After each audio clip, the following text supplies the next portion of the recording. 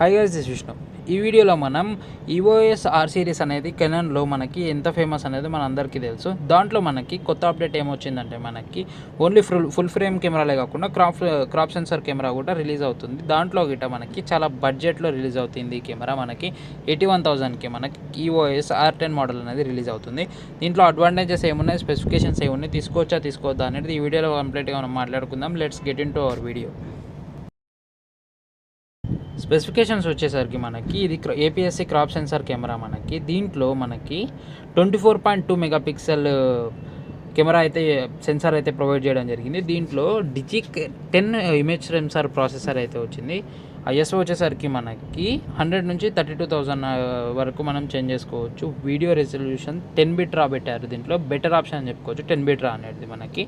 అది కాకుండా మనం ఈ మిర్రర్లెస్ కెమెరాలు ఎందుకు తీసుకుంటామంటే మనకి ఫాస్టర్ FPS ఉండాలి. మనకి ఏదైనా మూమెంట్ ఫాస్ట్గా క్యాచ్ చేసేటట్టు, బ్లస్ట్ మోడ్ ఉండేటట్టు, ఒక సెకండ్కి ఎక్కువ ఇమేజెస్ క్లిక్ అవ్వడానికి ఛాన్స్ ఉండేటట్టు మనం ఈ కెమెరాలు తీసుకుంటాం. దీంట్లో మనకి 23 ఫ్రేమ్స్ అంటే ఒక సెకండ్కి 23 ఫొటోస్ అనేది క్లిక్ చేసుకోవచ్చు. అదే మనకి ట్రాకింగ్లో పెట్టుకుంటే ఒకవేళ మనం అంటే సర్వో మోడ్లో పెట్టుకొని ట్రాకింగ్లో క్లిక్ చేయాలనుకుంటే 15 ఫొటోస్ వరకు క్లిక్ చేసుకోవచ్చు మనం. ఇది కాకుండా మేజర్గా ఒక 4K రెజల్యూషన్ గురించి మాట్లాడుకుంటే మనం వీడియో రెజల్యూషన్ 4K అనేది మనకి 30 ఫ్రేమ్స్ వరకు తీసుకోవచ్చు. ఫుల్ HD 60 ఫ్రేమ్స్ వరకు, అంటే స్లో మోషన్ కావాలనుకుంటే మనకి ఫుల్ HD 60 ఫ్రేమ్స్ వరకు తీసుకోవచ్చు ఈ కెమెరాలో.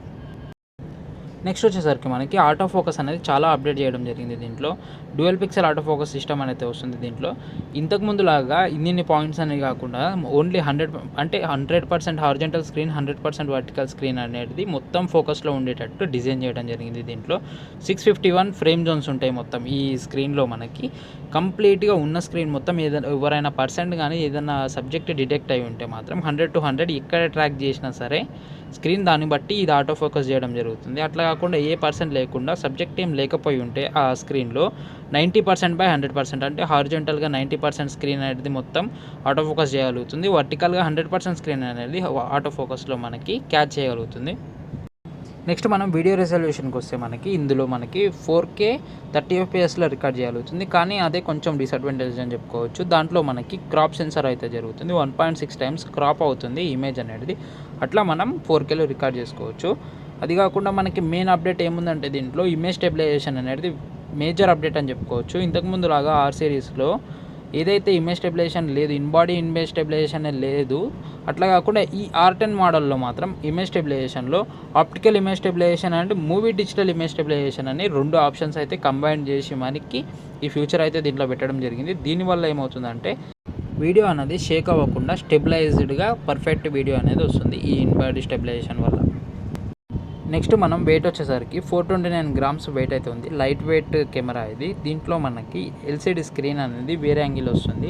అంటే మనం దాన్ని ఫ్లిప్ చేసుకోవచ్చు, ఫ్లిప్ స్క్రీన్ అనమాట. బ్లాగింగ్ చేయడానికి కూడా చాలా పర్ఫెక్ట్గా యూజ్ అవుతుంది ఈ కెమెరా. ట్రావెల్కి కూడా చాలా లైట్ వెయిట్ ఉంటుంది కాబట్టి ట్రావెల్కి, స్ట్రీట్ ఫోటోగ్రఫీకి కానీ, దీనికి వైల్డ్ లైఫ్ ఫోటోగ్రఫీకి కానీ చాలా బెటర్గా యూజ్ అవుతుంది. కాకపోతే లెన్సులు కొంచెం ఎక్స్పెన్సివ్ అని చెప్పుకోవచ్చు. లెన్స్ ప్లాటర్కి వచ్చేసరికి మనకి ఇందులో మనకి కెనాన్లో RF మౌంట్ ఉంది కదా, ఆ లెన్స్లో మనం యూజ్ చేసుకోవచ్చు. అట్లా కాకుండా దీనికి సపరేట్ మౌంట్ లెన్సెస్ అనేటివి రిలీజ్ చేయడం జరిగింది. RF-S మౌంట్ అంటారు. S అంటే స్మాల్. ఇది క్రాప్ సెన్సార్ కెమెరా కాబట్టి దీంట్లో క్రాప్ సెన్సార్ లెన్స్ వాడచ్చు. ఫుల్ ఫ్రేమ్ లెన్స్లు కూడా దీనికి యూజ్ చేసుకోవచ్చు అనమాట. ఇప్పుడు మనకి కనెక్టివిటీకి వస్తే వైఫై నుంచి మనం ట్రాన్స్ఫర్ చేసుకోవచ్చు, బ్లూటూత్ నుంచి ట్రాన్స్ఫర్ చేసుకోవచ్చు. అట్లా కాకుండా కొత్త అప్డేట్ ఏమొచ్చిందంటే USB-C పోర్ట్ అనేది వచ్చింది. ఇంతకుముందు ఉన్న కేబుల్ అయితే మనకి ఎక్కువ ఎవరి దగ్గర అవైలబిలిటీ లేకుండా ఇప్పుడు USB-C అయితే బెటర్ ఆప్షన్ అనేది చెప్పుకోవచ్చు.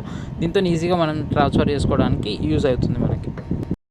ఫైనల్గా మాట్లాడుకున్నది ఒకటే, దీంట్లో మనకి 81,000కే ఈ కెమెరా రావడం అనేది బెటర్ ఆప్షన్ అని చెప్పుకోవచ్చు.